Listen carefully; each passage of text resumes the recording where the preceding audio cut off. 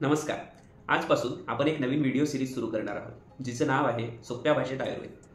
या व्हिडिओ सिरीजच्या माध्यमातून आपण आयुर्वेदातील विविध मुद्दे जे आपल्याला खूप कठीण वाटतात किंवा आपल्याला ज्याबद्दल माहितीच नसते, असे विविध मुद्दे आपण अगदी सोप्या भाषेत जाणून घेणार आहोत, जेणेकरून आपला जो निरोगी राहण्याचा प्रवास आहे तो एकदम सुखकर होऊन जाईल. चला तर मग सुरू करूया.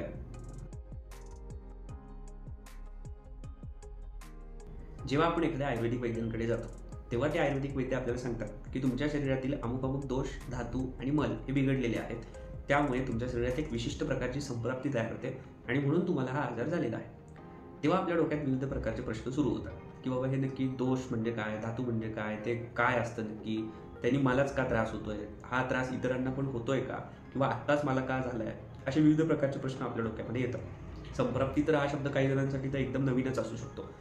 तर हे सगळी माहिती आपल्याला जर माहितीच नसेल, थोडक्यात का होईना त्याची काही आपल्याला आयडियाच नसेल, तर आपल्या डोक्यामध्ये एक शंका निर्माण होऊ शकते किंवा मोठ्या प्रमाणामध्ये भीती निर्माण होऊ शकते.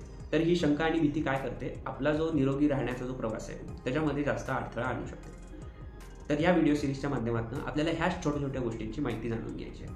कारण की जेव्हा वैद्य आपल्याला ते योग्य मार्गदर्शन करत असतात, त्यावेळेला जर ही माहिती थोडक्यात का होईना आपल्याला माहिती असेल, तर त्यांनी सांगितलेली जी काही टिप्स असतील, जे काही माहिती असेल, ते आपल्याला समजण्यासाठी अगदी सोपं होणार आहे. आणि आपल्याला जे काही घरगुती उपाय ते सांगणार आहेत किंवा जे काही पथ्य सांगणार आहेत, जे काही उपाययोजना ते सांगणार आहेत, ते करायला अगदी ते सोपं जाणार आहे. ह्याच्या मागचं हेतू काय, की एखादी गोष्ट आपल्याला का करायची आहे हे जर आपल्याला माहिती असेल, तर त्यासाठी तुम्ही स्वतः आणखीन काही मार्ग शोधू शकता आणि तुमचा निरोगी राहण्याचा प्रवास अगदी तुम्ही सोपा करू शकता. धन्यवाद.